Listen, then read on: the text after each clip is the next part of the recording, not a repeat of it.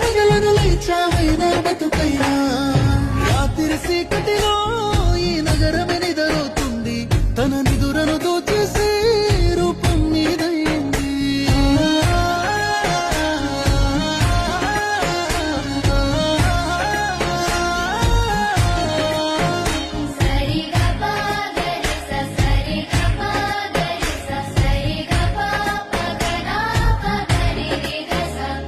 నా అడుగులు అడుగేసి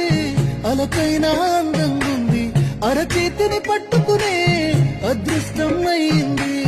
నీ మాటలు వినకుండా